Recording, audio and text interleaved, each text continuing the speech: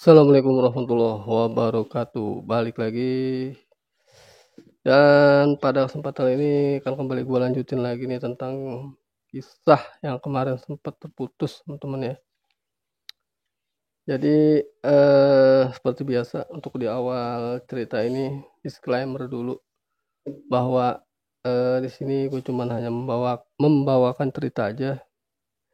Dan ini dikarang oleh Simpleman dan penerbit buku nih.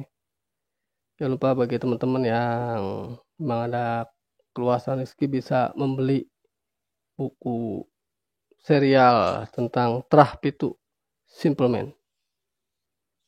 Oke, tanpa berlama-lama lagi teman-teman, kita akan mulai dari sekarang.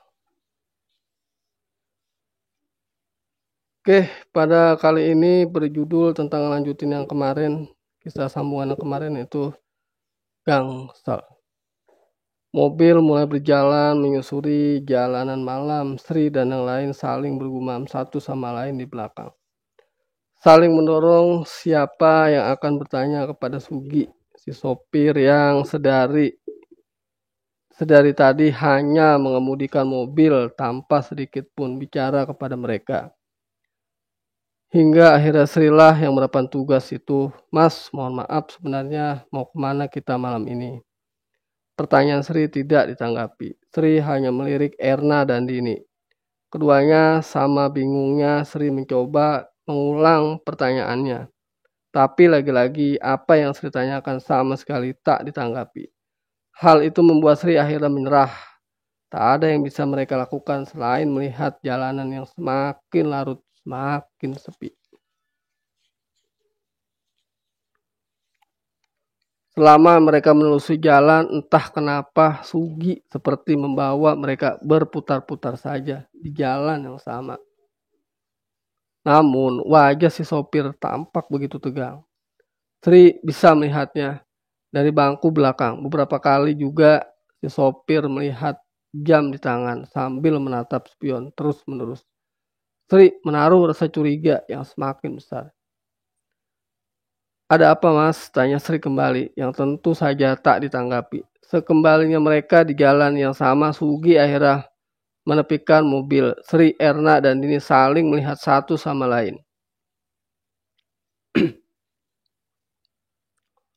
Si sopir menyandarkan kepalanya di setir mobil tampak tengah berpikir. Ada apa ini? Tanya Erna, yang ditanggapi Sri dan Dini. Dengan jawaban mengangkat bahu. Tak beberapa lama Sri bisa melihat Sugi menatap mereka bertiga dengan tatapan kosong yang begitu mengerikan.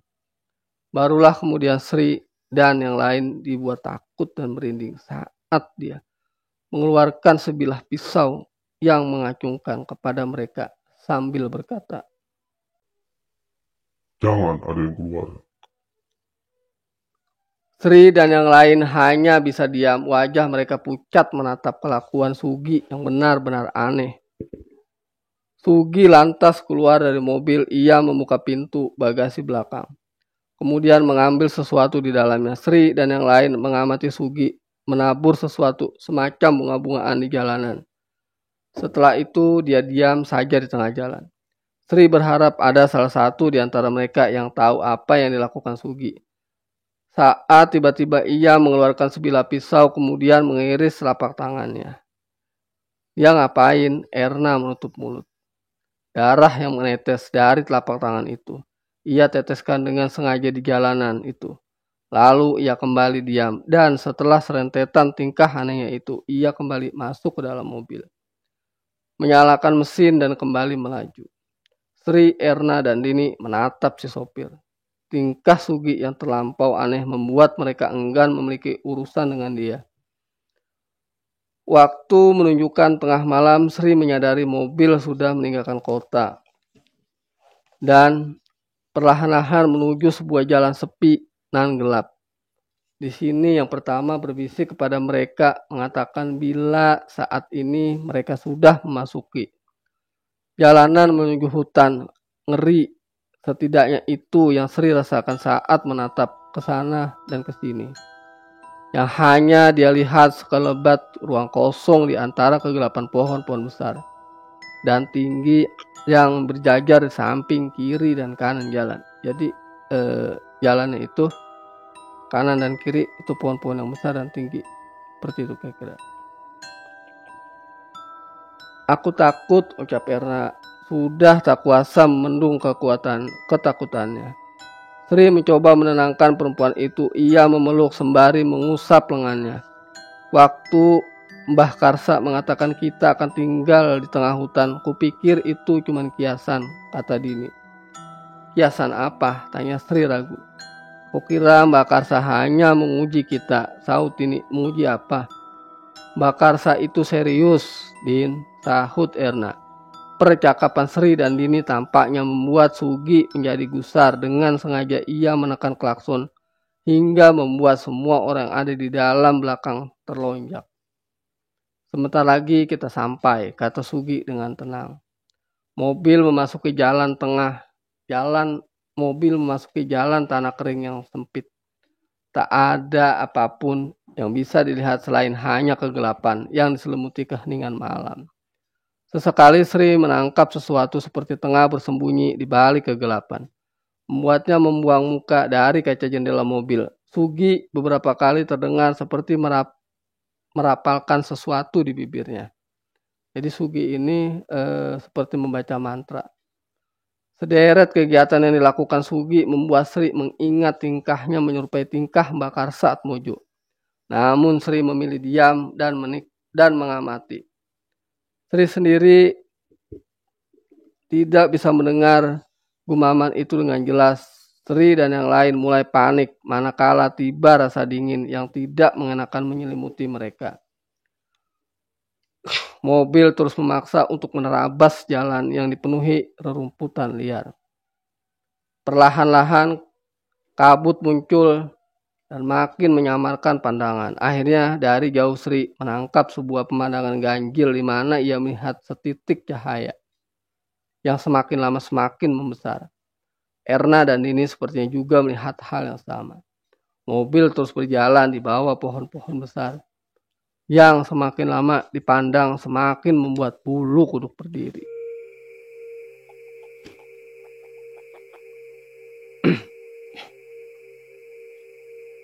Benar saja, setitik cahaya itu adalah sebentuk cahaya yang terpancar dari sebuah lampu patromak di sebuah gubuk rumah yang benar-benar berdiri di tengah hutan. Sri, Erna, dan Dini tidak dapat berkomentar sampai akhirnya mobil perlahan berhenti. Sekarang mereka semua bisa melihat dengan jelas rumah gubuk itu. Sugi menatap Sri dan yang lain. Mohon maaf Mbak, bila saya tadi membuat kalian takut. Sebenarnya saya juga takut. Saya melakukan itu guna menolak bala karena sebenarnya kita diikuti. Diikuti? Siapa Mas yang mengikuti? Sebenarnya dukun yang sudah mengirim ilmu hitam kepada keluarga Atmojo masih mengincarnya sampai saat ini. Saya merasakan tadi sepertinya dia sedang mencoba menerawang kita. Itulah alasan saya memutuskan untuk berputar-putar terlebih dahulu. Seperti pesan Mbak Karsa kepada saya sebelumnya. Sri menatap Erna dan Dini. Mereka sama bingungnya dengan apa yang diucapkan Sugi. Mari saya kenalkan dengan orang yang akan bertanggung jawab di sini. Sugi membuka pintu mobil, melangkah keluar, kemudian mengetuk pintu rumah. Tak beberapa lama keluar seorang pria tua. Ia tampak berbicara dengan Sugi. Sesekali ia menatap ke arah mobil tempat Sri dan yang lain masih mengawasi. Entah apa yang mereka bicarakan. Setelah itu Sugi menunjukkan gestur memanggil. Sri yang pertama turun dari dalam mobil, diikuti Erna kemudian Dini. Mereka mendekati menuju tempat Sugi dan pria tua itu. Sesekali Sri dan yang lain mencuri-curi lihat rumah gubuk ini. Lantainya tanah dengan tembok yang dibuat dari kayu.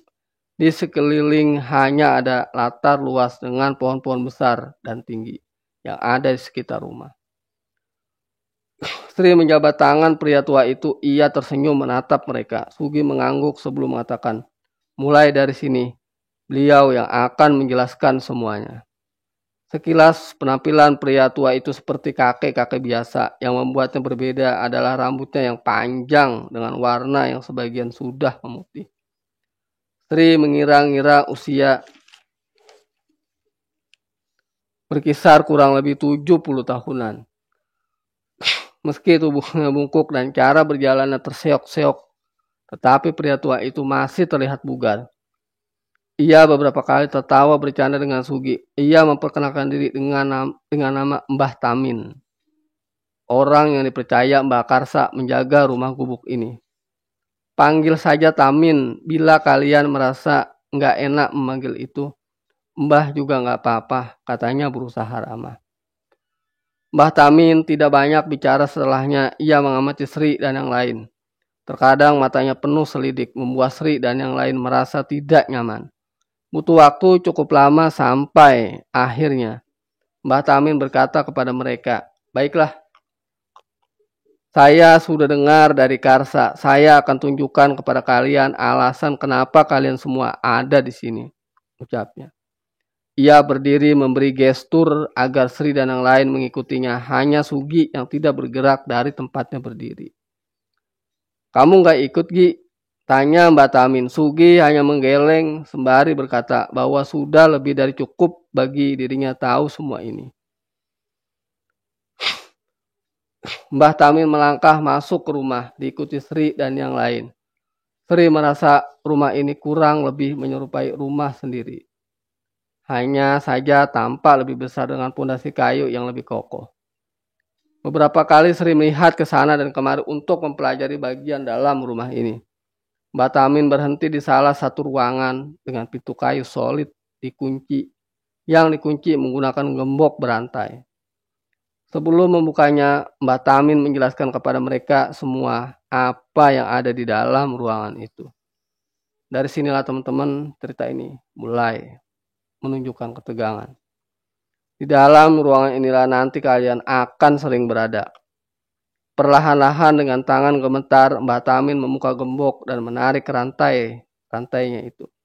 Sebelum akhirnya membuka perlahan daun pintu, ruangan itu gelap gulita. Tak ada satupun yang bisa Sri lihat dari dalam kamar.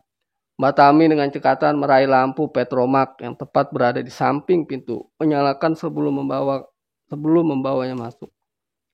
Bau busuk langsung tercium manakala Sri dan yang lain mengikuti kemana Mbah Tamin menuju.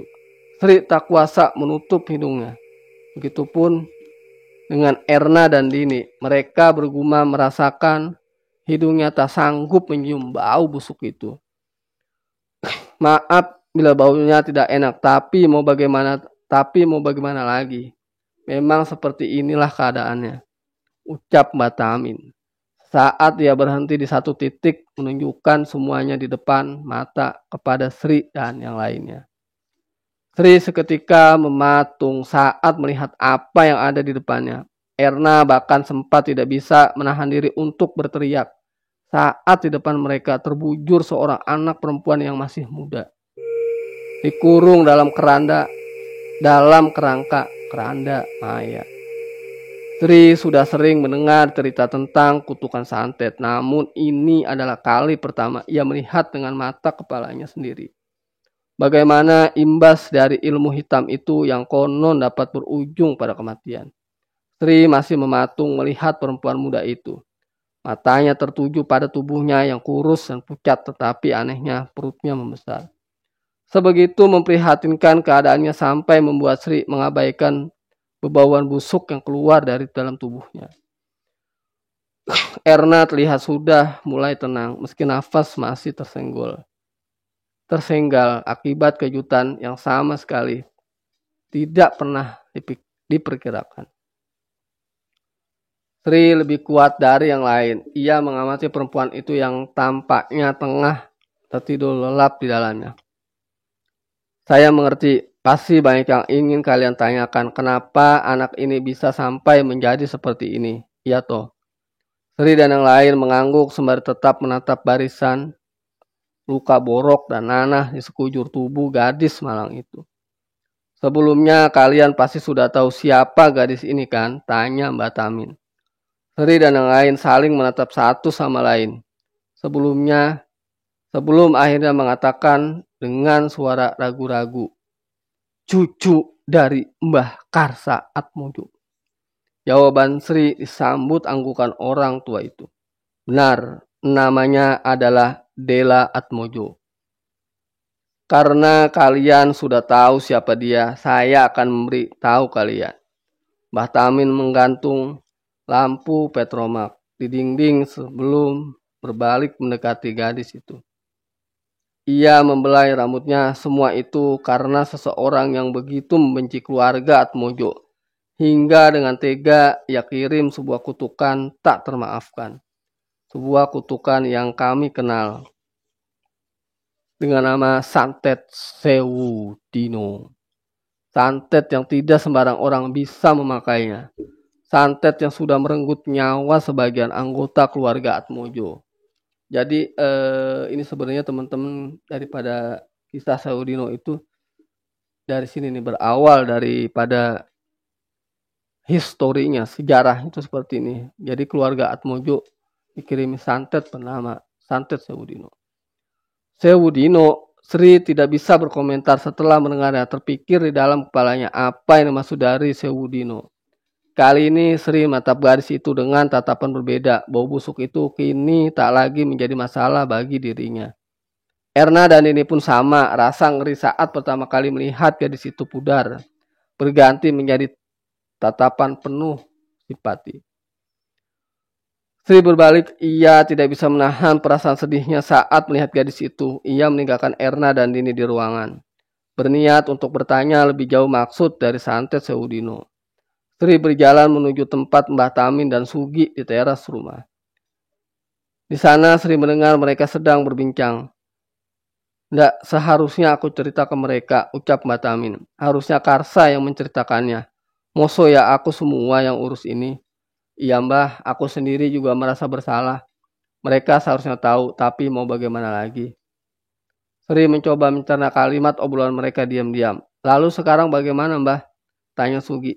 "Bagaimana maksudmu? Apakah mereka mampu menjaga tugas dan beban berat ini?" Sri mencoba memasang telinga, mencuri dengar apa yang sebenarnya sedang mereka bicarakan.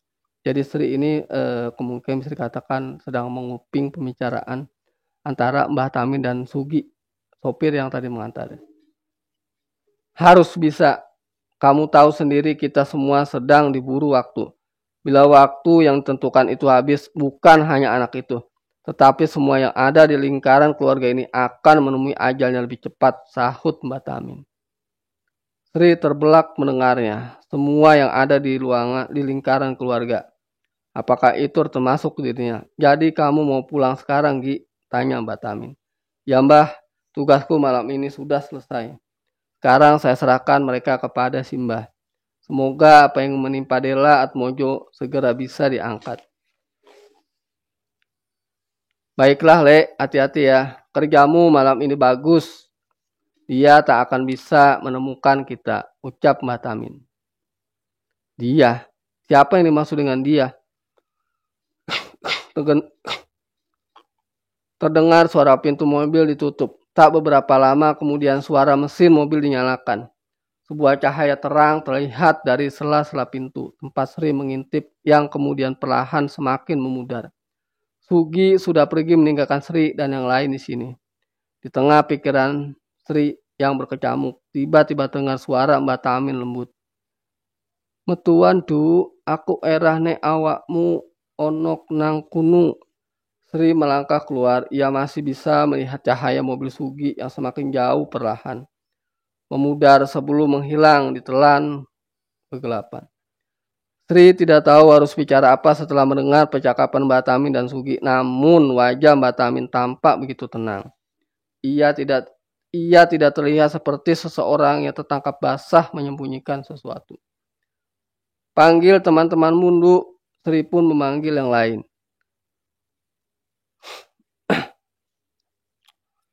Mbah Tamin duduk di sebuah kursi panjang di teras gubuk, matanya menerawang jauh, sementara Sri dan yang lain berdiri. Semakin malam, suasana hutan kian mencekam. Di setiap sudut pohon seakan ada sesuatu yang hidup dan tengah mengamati mereka. Sri merasa kecil di tempat ini.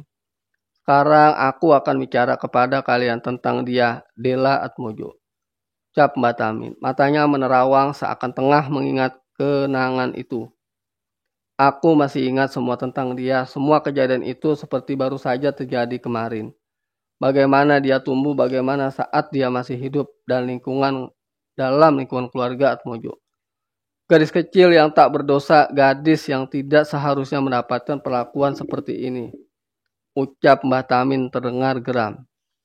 Anak kecil itu sekarang diambang batas nyawa, karena bila tidak segera ditolong sebelum waktu 1000 hari ini berakhir, maka perlahan-lahan gadis itu akan mati.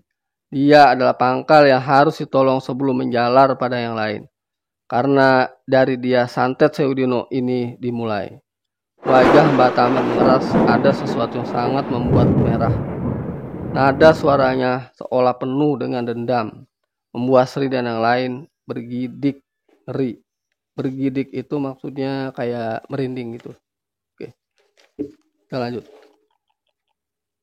1000 hari Mbah, tanya Erna. Ia menatap Mbah Tamin tampak bingung. Benar, sudah lebih dari 2 tahun ia terbaring di sana. Itu artinya waktu kita tidak banyak. Ucap Mbah Tamin. Yang sekarang harus kita lakukan adalah menjaga dan merawat dirinya sebisa mungkin. Sementara aku bisa menjalankan tugasku mencari di mana keberadaan manusia biadab ini. Aku harus cepat karena itu aku benar-benar membutuhkan kalian. Kalian yang saat ini percaya sebagai abdi dari Karsa Atmojo. Untuk menjaga Dela karena hanya kalian yang bisa. Kenapa harus kami Mbah? Tanya Sri. Karena ikatan yang menghubungkan kalian dengan peristiwa ini. Darah Kliwon yang kalian miliki adalah sumber yang kami butuhkan untuk menekan ilmu hitam ini.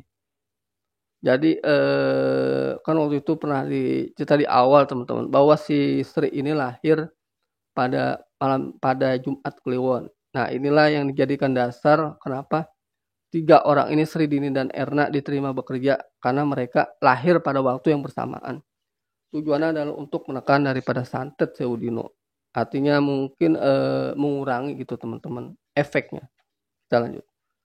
Sri dan yang lain tidak mengerti, tetapi tampaknya Mbah Tamin tidak ingin ditanya lebih jauh lagi. Terlihat dari bagaimana dia berdiri menatap Sri dan yang lain. Lalu kenapa harus dibawa ke tempat ini Mbah? Tanya Sri. Bukankah lebih baik Dela dirawat di rumah yang lebih layak dibandingkan tempat ini?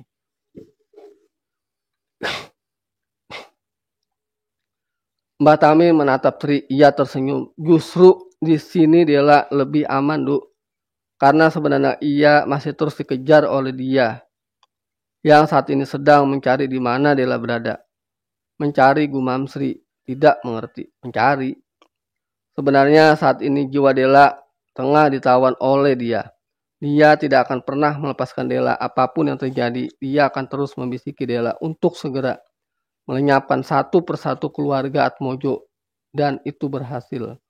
Cukup berhasil sampai akhirnya kami mulai mengerti cara kutukan ini bekerja. Tetapi naas, kami tidak bisa menolong sebagian keluarga Atmojo yang sudah menjadi korban terlebih dahulu.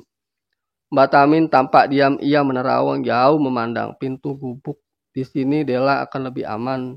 Dengan begitu ia langsung di bawah pengawasanku dari cengkeraman dia. Dia siapa Mbah? Dia yang mengirim santet ini, Kuncoro. Jadi nama orang yang mengirimkan santet kepada Dela dan keluarga Atmojo itu namanya Kuncoro, teman-teman. Kenapa tidak minta Kuncoro melepaskan santetnya Mbah? Mbah Tamin menggeleng. Tidak semudah itu, Nduk. Karena dia tidak pernah mau berhenti sampai semua ini habis. Ini adalah perang antara kami. Sri hanya mengangguk meski ia tidak mengerti maksud Mbah Tamin. Apa yang terjadi sebenarnya antara Atmojo dan Kuncoro? Meski begitu, Sri yakin orang tua ini tak akan pernah mau menceritakan ini lebih jauh. Sekarang kamu mengerti kan? Dengan dibawa ke sini, Dela bisa menyembunyikan aroma tubuhnya dengan aroma makhluk yang ada di dalam hutan ini. Di sini banyak makhluk yang tidak bisa kalian lihat. Adanya makhluk itu mampu mengaburkan keberadaan Dela. Sehingga dia tidak dapat membisiki Dela. Apa sekarang kalian semua mengerti? Makhluk apa maksudnya Mbah? Sri masih penasaran. Jadi si Sri ini orang yang termasuk selalu mencari informasi yang dianggap dia itu tidak puas dengan informasi yang didapat. Mbah Tamin menatap Sri seakan tidak nyaman dengan pertanyaan itu. Banyak yang tidak kamu ketahui dan memang lebih baik bila kamu tidak tahu saja. Setelah matang itu Mbak Tamin kembali mengambil sebuah kotak di meja bawah, mengambil sejumput daun kering dari dalamnya, lalu menaruhnya di atas sebuah kertas. Ia memelintirnya perlahan dengan tangan kosong, diraihnya sebatang korek api untuk menyalakan ujung lintingannya. Ia sesap kuat rokok linting itu hingga asap mengepul dari bibirnya. Mbah Tamin memandang mereka semua, kemudian berkata, "Sekarang sudah waktunya aku memberitahu tugas kalian selama tinggal di tempat ini." Sri dan yang lain mengikuti Mbah Tamin. Ia menuju sisi rumah di mana banyak ditemukan potongan kayu yang disusun dengan rapi. Mbah Tamin berhenti di belakang rumah. Di sana ada sebuah pagar yang terbuat dari bambu kuning. Di dalamnya terdapat sebuah sumur tua, tempat untuk membersihkan diri sekaligus mengambil air keperluan sehari-hari. Namun dari semua kegunaan air dari sumur itu, Mbah Tamin mengatakan kepada mereka bahwa air sangat penting untuk basuh sedok atau memandikan tubuh yang sudah mati. Cara memandikan orang yang terkena santet sangat berbeda dengan cara memandikan orang sakit atau orang mati. Kalian harus memandikannya dengan bunga 7 rupa yang sudah dimantrai. Aku akan mengajarkan pada kalian, ucap Mbah Tamin. Sri dan lainnya mengangguk mengerti. Mbah Tamin kemudian menunjukkan sebuah tempat khusus di mana tempat rak kayu yang berisi kelopak bunga dengan 7 rupa yang berbeda-beda. Bunga-bunga itu diletakkan di atas tampah dengan 7 keranjang bambu. Dengan cekatan, Mbah Tamin mengisi baskom dengan air sebelum mencampuri dengan 7 bunga yang dijumput dari atas tampah. Ia kemudian membawanya menuju kamar Dela. Sri, Erna, dan Dini mengamati bagaimana Mbah Tamin menaruh baskom berisi bunga-bungaan itu, tepat di samping tubuh Dela. Mbah Tamin meminta agar mereka memperhatikan setiap langkah yang Mbah Tamin lakukan saat memandikan Dela. "Duk, kamu ikat tangan kaki Dela," ucap Mbah Tamin. Sri terperanjat ketika Mbah Tamin mengangkat baju Dela. Rupanya perut Dela lebih besar dari yang ia kira sebelumnya. Dela seperti seorang perempuan yang tengah mengandung. Sri menatap Mbah Tamin, banyak pertanyaan muncul di dalam kepalanya. Ia tidak mengerti bagaimana Dela bisa diperlakukan seperti ini. Sekeji apa orang itu sampai mengirimkan kengerian seperti ini. "Lihat cara aku memandikan Dela dan dengarkan kalimat ini baik-baik," pesan Mbah Tamin. Jadi Mbah Tamin ini lagi mencontohkan kepada mereka supaya mereka tahu. Sri memperhatikan Mbah Tamin, ia mengulang terus-menerus kalimat semacam mantra. Tangannya dengan cekatan mencelupkan handuk memerasnya sebelum membasuh perlahan tangan, kaki, hingga tubuh dan wajah Dela dengan telaten. Sri juga tidak mengerti dalam kondisi selama ini untuk apa Dela masih harus diikat dengan tali temali hitam legam. Sayangnya Mbah Tamin tidak bercerita apa-apa tentang itu. Setelah semua selesai, Mbah Tamin menutup kembali keranda mayat itu kemudian membuka satu persatu tali hitamnya. "Tugas kalian setiap harinya adalah memandikan Dela seperti apa yang baru saja saya tunjukkan. Ingat, kalian harus selalu memandikan dia dan jangan pernah lupa satupun tata cara itu. Satupun, mengerti?" Nah, itu dikasih kalimat pertegas oleh Mbah Tamin. Sri dan yang lain mengangguk. Mbah Tamin bersiap melangkah pergi. Tetapi Sri masih merasa ada yang janggal. "Mbah," seakan dapat membaca isi hati Sri, Mbah Tamin memotong. "Nanti akan kuceritakan bila kalian sudah siap. Sekarang lakukan apa yang harus kalian lakukan saja. Urus Dela sampai waktunya tiba." Oke teman-teman, untuk episode kali ini dirasa cukup. Dan makasih banyak yang udah nonton dari awal hingga akhir. Jangan lupa di subscribe, like, share, dan komen.